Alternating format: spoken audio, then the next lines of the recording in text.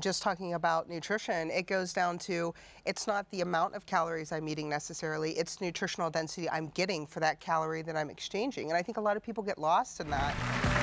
Welcome back. You're watching the Partha Nandi Show. And our next guests are success stories, and I love those. We're going to talk to them and see what they did and what you can do to be successful in the long term. Our first guest is the amazing Michael Dagett, has been a member of the Air National Guard for 24 years. Thank you for that service. Thank you. Appreciate that. You bet. However, his job was in jeopardy due to his weight. And welcome, Michael, please, everybody. And our second guest is certified master trainer, two-time world record endurance cyclist and nutritionist Danielle Giordano. Wow, I did not know that. Amazing. Such a pleasure to have you. So before we begin, you know, tell me about what has been both your challenges and your success stories. I'll start with you, Michael. What has been your challenge? So my challenge, I've been active duty Air Force for 25 years, and so much of my career I was overweight. And I would lose just enough weight to pass the fitness test, and I never really understood that I had to be healthy. I would just do what it took to lose the weight, and it caught up to me. My job was in jeopardy, and the Air Force decided they were going to kick me out. And rather than take that, I took my life back, and I changed my life completely. And Danielle, what about you? What was your challenge? You know, really for me, it was about behavior change, and it was about trying to break the cycle of bad habits, which I think is very common for a lot of people, where you get into a cycle and you just simply don't know how to get out of it. At what point in your life was that? Because you're an amazing person, you're a world record holder, but is that obviously before that happened? Oh, yes, of course. I mean, this was, my first world record was back in 2010.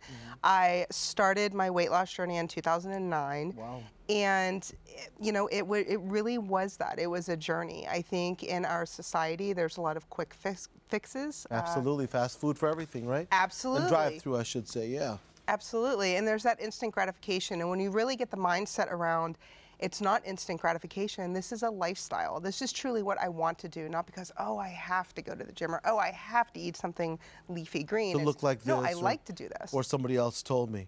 Exactly. Yeah. What if you got here? It sounds pretty interesting. Is that a PVC pipe? It is a PVC pipe. Are we going plumbing? But no, we're not. We're going to talk about neurotransmitters inside of the brain, specifically behavioral change and emotional eating. So I want you to think of each one of these little PVC pipes as an individual thought. I'm way too overweight, it's gonna take too long, my body image might be bad, I might have self-esteem. Once you get enough of these thoughts together in the brain, they start to go back and forth very, very quickly, and they create pathways. Those pathways, I want you to picture as kind of like this little skinny exit here that eventually goes into a larger, that eventually forms an entire pipe. The reason why behavior change takes a little bit of time to correct and to reverse is because you have to work backwards, and you have to break down those patterns and replace them with healthy patterns. Exactly. And how did, Michael, how did you fulfill your challenge? What did you do to overcome your obstacles? I got really lucky early on, and one of my closest friends, I called him my wingman. And he woke up every single morning, and I told him, I sent an email to him, and I said, Jeff, I'm in a world of hurt. I'm at a point where the Air Force is going to kick me out. I need some help. And he said, I got this. And that was the end of the conversation. And the next morning, I woke up to an email from him. He said, good morning, Mike. Day 68, we've got this. And that was it. Nice. The next day, 67, 65, 64. So what that taught me is every single morning, he took it upon himself to remind me of what my goal was. And I learned after all that transpired, I'm like, I need someone to remind myself every single day, what is the goal? And that being reminded of it keeps you focused on it. Accountability and having a tribe. We talk about it all the time on the shows, that having a tribe, you know, if you do yourself, you can, but human beings are, what, hardwired to live in tribes and thrive in tribes. When you do that, you have accountability. Danielle, what did you do to overcome your obstacles? You know, it was a lot of perseverance of why are you doing this? I'm a big proponent of external goals, because you're going to have those weeks. You're going to have those bad weeks where you're not going to lose the pounds, you're not going to, you know, go down a pant size.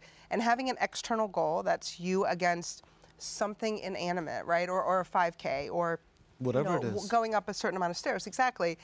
It allows you to have that goal setting that isn't focused around the scale or around, you know, a particular piece of clothing, which helps motivate, because you can feel like you're still moving forward and you're still having those metrics of success. And I think having purposeful movement, purposeful eating habits are so important, right? So totally. You have a goal and then you start somewhere and then you try to reach it and overcome it. But the key is it can't be because someone told you or the way you look, because it's got to be deeper. It's got to come from inside. And then we talk about all the time in the show, your best relationship and your first relationship has to be about yourself. Until it happens, nothing changes. Would you agree with that? Totally agree. Yep. And you have to do this for you. And there's nothing else on the planet that feels good as when you take control of your own life.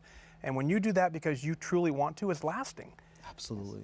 And lasting, tell me about lasting versus the short-term stuff, Danielle. Well, I mean, again, I think that goes back to behavioral change. You know, just talking about nutrition, it goes down to, it's not the amount of calories I'm eating necessarily, it's nutritional density I'm getting for that calorie that I'm exchanging. And I think a lot of people get lost in that, where they'll eat something that isn't very nutritionally dense because it's 140 calories versus eating something that is nutritionally dense that might be 200 calories, and they get lost in the calories and not the actual nutritional exchange that they're getting, and that goes a long way for that long-term and there's so much misinformation about that. We only have a minute. I'd like to ask you a question that they told me from social media. Ella from New York said, I start out all gung-ho, but always seem to get off track. What's the best way to get back on? 30 seconds. Danielle? External goals. It has to be about more than just the scale or a pant size. It has to be about what your true motivation is, honest and true motivation. Michael? Set an attendance goal, not performance goals. If you set an attendance goal, do something every single day, do as little as possible so that you can build the habit of doing it. Then the performance goals will follow. 95% of life is? 95% is showing up. Showing up, baby. You got to show up every day. And his buddy was telling him, day 68, have external goals, have a purpose of why you're doing it. I think it's Ella, right? Ella, you got to have a reason why you're doing it. If you don't have a reason, it's never going to work. I appreciate both of you coming on, sharing your expertise. Sorry about that. Yeah, absolutely. Thank you so much.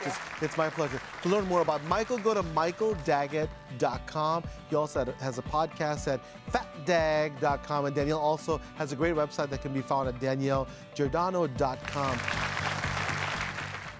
Hi everyone, I'm Dr. Partha Nandi, and if you enjoyed that video, you're going to love the next one. It's full of incredible information to help you start your health hero journey.